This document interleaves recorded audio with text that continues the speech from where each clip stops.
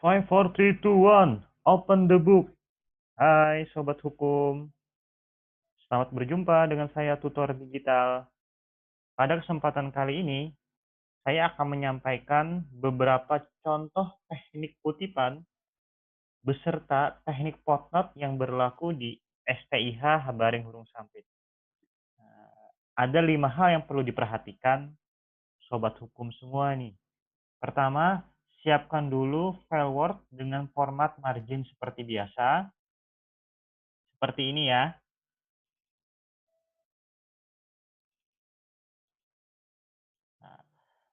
Margin di atas ukurannya 4 cm, margin kiri 4 cm, margin bawah 3 cm, dan margin kanan 3 cm. Adapun paper, kertas yang digunakan adalah ukuran A4. Kemudian yang perlu diperhatikan adalah jenis huruf. Secara umum, jenis huruf yang digunakan adalah Times New Roman ukuran 12. Kemudian yang ketiga, perhatikan baris kalimat yang diketik untuk menentukan jenis kutipan yang akan digunakan. Kemudian yang keempat, perhatikan penggunaan spasi. Nanti ada 1 spasi, kemudian ada 2 spasi. Kemudian yang kelima, perhatikan kesesuaian rangkaian kalimat dalam paragraf maupun antar paragraf, sehingga susunan kalimat dapat dimengerti oleh orang lain. Kita langsung ke dalam praktiknya. Nah, seperti ini ya, kalau kita lihat contoh kutipan seperti ini. Jangan lupa, ini adalah hanya beberapa contoh, masih ada contoh lainnya. Nah, kalau kita lihat di sini, mengutipnya, menyebutkan nama pengarang. Sebelum nama pengarang, kalimat pembukanya didahului dengan ini ya, terdapat banyak sekali peristilahan. Nah, kemudian masuk ke dalam pengarang yang mengemukakan pendapatnya. Kutipan yang saya blok ini merupakan kutipan panjang. Kutipan panjang ini dia disusun dalam 1 spasi, kemudian dia 5 baris lebih. Nah, baris pertama, kedua, ketiga, keempat, kelima. Nah, jadi apabila dia 5 baris lebih, maka dia termasuk ke dalam kutipan panjang. Kutipan panjang disusun 1 spasi, kemudian dia sejajar dengan ini ya, sejajar dengan awal paragraf. Untuk menghitung awal paragraf, dia 5 ketuk ya, dari batas margin kiri. 1, 2, 3, 4, 5. Nah, dia harus sejajar ini nih. Kemudian beda lagi apabila dia kutipan pendek. Kutipan pendek itu dia 5 baris kurang. Nah, seperti ini. Dia hanya 2 baris, termasuk dalam kategori 5 baris kurang, maka dia termasuk kutipan pendek. Kutipan pendek ini dia 2 spasi. Dan terdapat dalam paragraf. Kemudian ini juga ya, ini ada baris ke-1, kedua, ketiga, dan keempat. Karena kurang dari 5 baris, maka dia termasuk ke dalam kutipan pendek dalam satu kesatuan dalam paragraf. Berbeda dengan kutipan panjang seperti ini ya, dia 1 spasi. Nah, kemudian kita membahas mengenai teknik footnote. Teknik footnote yang berlaku di kampus STIH itu dia menyebutkan nama pengarangnya tidak dibolak-balik. Misal namanya Darda Sahrijal, maka namanya Darda Sahrijal, tidak dibalik Sahrijal Darda ya. Ini Darda Sahrijal, kemudian nama buku yang dikarangnya, cetak miring, kemudian penerbitnya tidak mencantumkan PT atau CP, tapi langsung nama penerbit, kemudian kota penerbit, tahun terbitan, dan halaman tempat dikutipnya kalimat tersebut. Nah, tidak pakai HLM ya, tapi langsung H titik. Ukuran hurufnya di sini pun beda. Ukuran hurufnya di sini Times New Roman ukuran 10. Beda dalam ini ya, dalam kutipan di atas yang menggunakan Times New Roman ukuran 12. Tapi kalau dalam footnote, ukuran huruf yang digunakan adalah Times New Roman ukuran 10. Kemudian untuk IBIT, misalnya ini ya, Darda Sahrijal, IBIT yang dimaksud adalah apabila dia mengutip dari pengarang kemudian buku yang sama sebelumnya. Maka tulisannya IBIT. Apabila halamannya sama, dia cukup gini aja. Cukup IBIT aja. Tapi kalau halaman yang dikutip beda, dia menyebutkan halaman dikutip. Apabila sebelumnya adalah H.8, maka dia H.11. Ini dalam konteks berbeda halaman yang dikutip. Kemudian untuk menyusun object ataupun logcheat, dia harus diberikan, diselingi oleh pengarang dengan buku atau karangan yang berbeda. Dalam hal ini misalnya adalah Sahya Anggara ya. Nah, seperti ini, Darda Sahrijal, kemudian dia diikuti dengan pengarang yang lain. Dalam hal ini Sahya Anggara. Maka di footnote ini Sahya Anggara dicantumkan seperti ini ya, sama dengan Darda Sahrijal sebelumnya. Sahya Anggara, buku yang dikarang, penerbit, kota penerbit, tahun terbitan, kemudian halamannya. Nah, adapun untuk penggunaan object itu seperti ini. Ini Darda Sahrijal,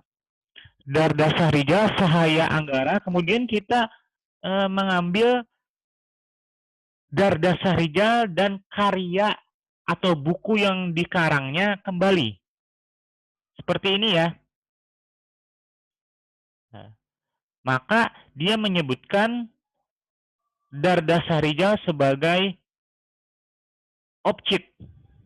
Objek ini apabila halamannya beda.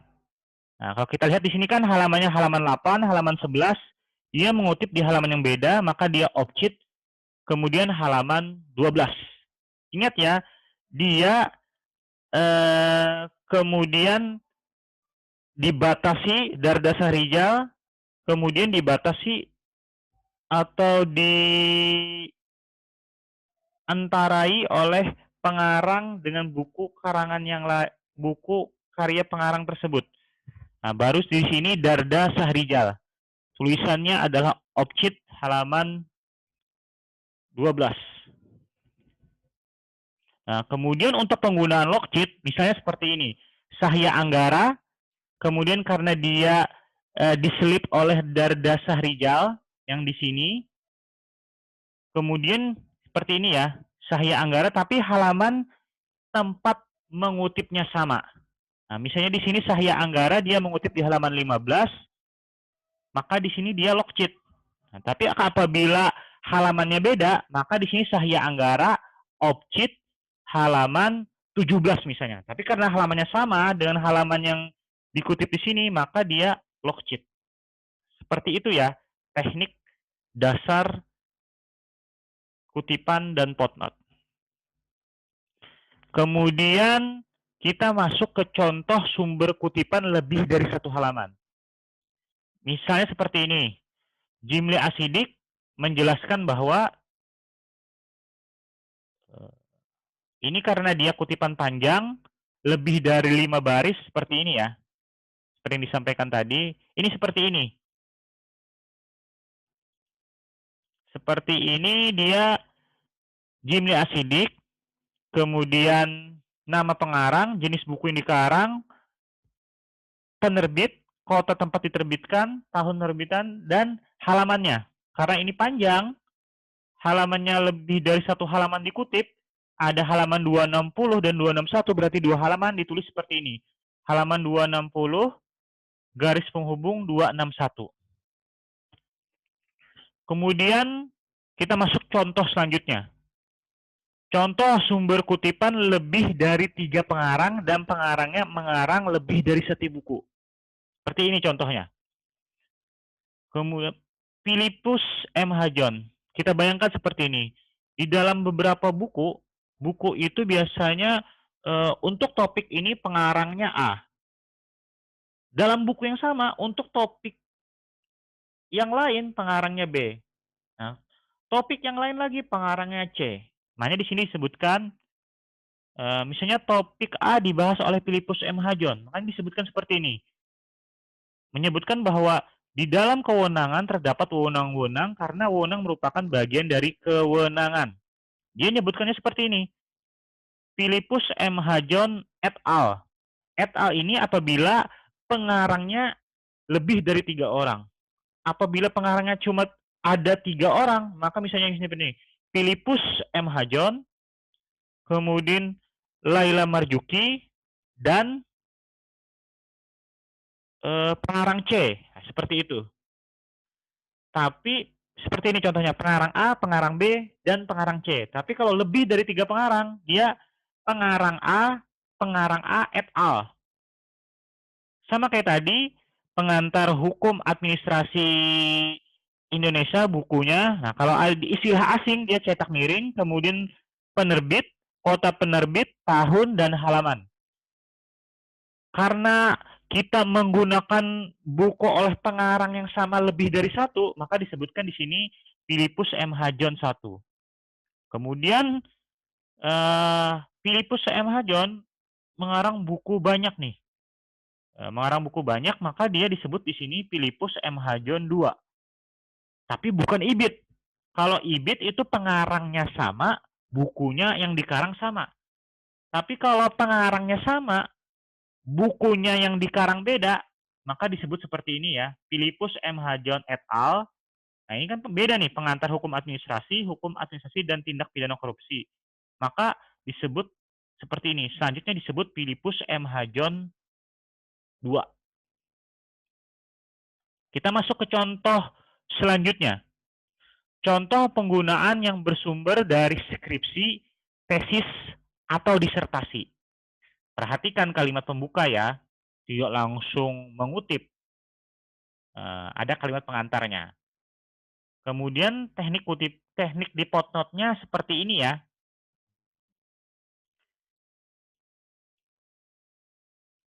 Ukurannya tetap, Times New Roman ukuran 10. Nah, seperti ini.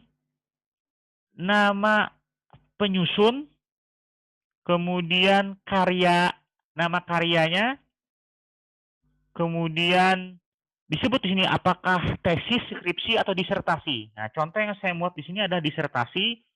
Sebutkan tempat disertasi itu dibuat, misalnya program pasca sarjana Universitas Airlangga, tahun, kemudian halaman. Nah, kemudian kita masuk ke contoh lainnya, yaitu contoh penggunaan bahasa asing dari buku asing. Ini pengarang menggambarkan keterlibatan tersebut sebagai penyelenggara tugas negara dalam rangka ini ya. Ini istilah, ini kalimat asing digunakan.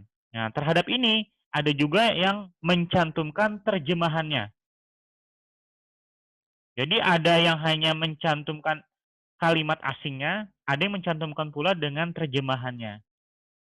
Nah, contohnya seperti ini ya, sama ya. Pengarang, nama buku, judul buku, kemudian penerbit, tempat terbit, tahun, halaman.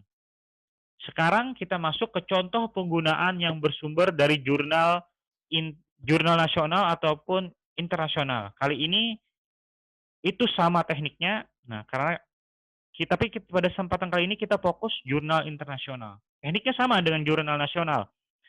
Nah, seperti ini nih. Hillary Penfold mengartikan legislasi salah satunya sebagai, nah, seperti ini ada tanda kutip, bisa menggunakan pula, mencantumkan pula terjemahan. Bedanya seperti ini. Kalau jurnal nasional atau internasional, dia seperti ini, nama pengarang, nama artikel tulisan jurnalnya, tidak pakai cetak miring, baru jurnal tempat diambil. Nah, ini cetak miring. Seperti ini, Australian Institute of Administrative Law Forum Journal. Kemudian sebutkan volumenya, tahunnya, kemudian halamannya. Sekarang, contoh penggunaan yang bersumber dari pidato. Nama yang berpidato, kemudian kalimatnya seperti apa, seperti ini, footnote-nya. Nama yang berpidato, judul pidatonya, kemudian kapan disampaikan pidato tersebut, dan di mana. Seperti ini ya, disampaikan pada pidato pengukuhan jabatan guru besar tetap ilmu hukum pada Fakultas Hukum Universitas Indonesia di Depok, Jakarta. Sebutkan kemudian hari apa, tanggal apa, tahunnya, kemudian halamannya. Kemudian contoh penggunaan yang bersumber dari peraturan perundang-undangan. Ini kalimat pengantarnya, kemudian menyebutkan rumusan redaksional pasal tersebut. Seperti ini. Pasal 1 ayat 1 Undang-Undang Dasar Negara Republik Indonesia tahun 1945. Nah, ini rumusan redaksionalnya ya. Negara Indonesia ialah negara kesatuan yang berbentuk republik, disertai dengan tanda petik. Kemudian contoh penggunaan yang bersumber dari internet. Kebanyakan mahasiswa menggunakan bahan dari internet ya, tapi sebenarnya alangkah baiknya menggunakan bahan dari buku, dari skripsi, tesis, disertasi, kemudian dari jurnal, seperti itu ya. Kurangi dari penggunaan internet, apalagi dari sumber-sumber yang tidak dapat, sumber-sumbernya adalah sumber-sumber internet lepas ya, seperti itu. Nah, contoh penggunaan dari internet seperti ini nih. Ini kalimat pengantarnya, kemudian di mana penguatan terhadap desentralisasi, ini kalimatnya ya. Ini kalimat yang dikutip dari internet, seperti ini. Bisa diterjemahkan dari bahasa asing ke bahasa Indonesia atau mencantumkan langsung, idealnya sih mencantumkan langsung bahasa asing tersebut, kemudian maksud dari kalimat itu apa gitu. Nah, ini seperti ini nih. Sumbernya dari mana? Ini bahasa, ini diambil dari situs ini ya, ini bahasa asingnya dari Nederland, kemudian di situsnya ya, perhatikan situsnya ya. Kemudian sebutkan diakses dari internet tanggal berapa. Demikian sedikit penjelasan saya, tutor digital, berkenaan dengan teknik kutipan beserta teknik fonot yang berlaku di Sekolah Tinggi Ilmu Hukum Habaring Hurung Sampit. Semoga bisa kita konsumsi dengan mudah penjelasan dari saya, dan sampai ketemu lagi di tutor-tutor dari tutor digital selanjutnya. Kita akhiri. Wassalamualaikum warahmatullahi wabarakatuh. Salam Sobat Hukum.